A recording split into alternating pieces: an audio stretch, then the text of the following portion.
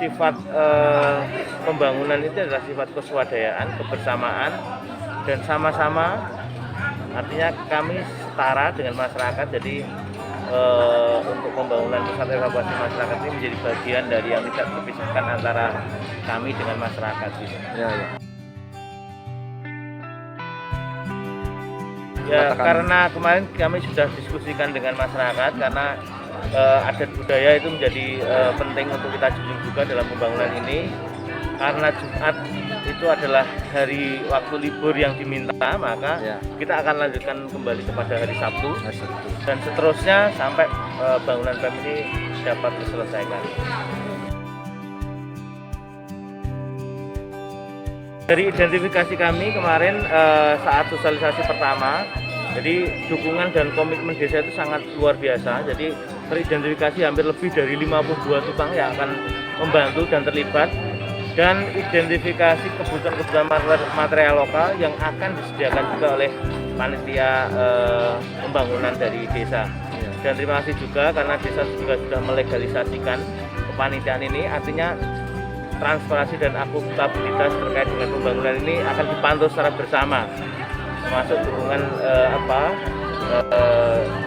dukungan partisipasi aktif dari masyarakat itu akan dipantau secara bersama, termasuk kondisi bangunan dan juga mungkin spek bangunannya juga akan dipantau secara bersama-sama, sehingga ini tidak ada satu eksklusivitasisme atau eksklusif gitu, tapi ini adalah bagian dari partisipasi aktif dari masyarakat untuk melihat, memantau, dan menyelesaikan pembangunan dengan baik.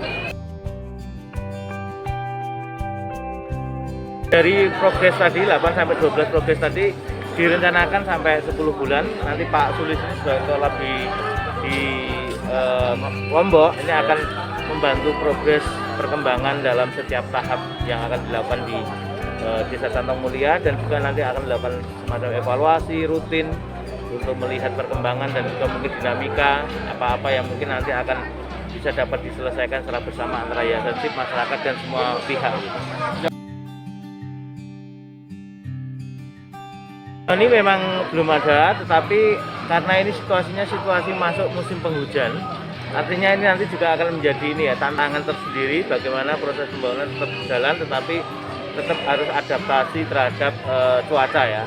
Yang kedua, pandemi ini kita juga harus tetap menghormati. Kita tidak semena-mena juga dalam konteks menjalankan, kita tetap harus menggunakan skema protokol kesehatan. Kalau ada beberapa hal itu menjadi aturan yang harus kita patuhi, sehingga pembangunan yang seharusnya sudah bisa dimulai Maret yang lalu ini kita mundur karena kita menghormati kebijakan maupun aturan yang diterapkan oleh pemerintah.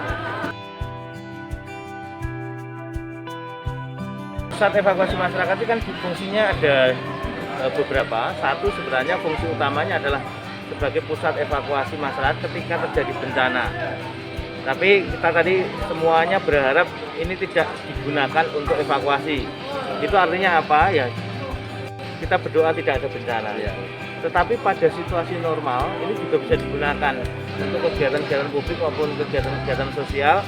Salah satunya edukasi kebencanaan, edukasi terhadap kelompok-kelompok kecil, anak-anak misalnya, bagaimana mereka juga mengenal bencana sejak dini, sebagai pusat koordinasi dan komunikasi antar komunitas, sebagai tempat kegiatan-kegiatan sosial yang berhubungan dengan pengurangan risiko bencana ataupun juga yang berhubungan dengan kegiatan-kegiatan sosial yang lain. Sehingga nanti ini dikelola, harapan saya dikelola oleh desa yang nanti akan dibentuk semacam lembaga itu untuk mengelola pada situasi normal itu bangunan PEM itu akan dikelola seperti apa.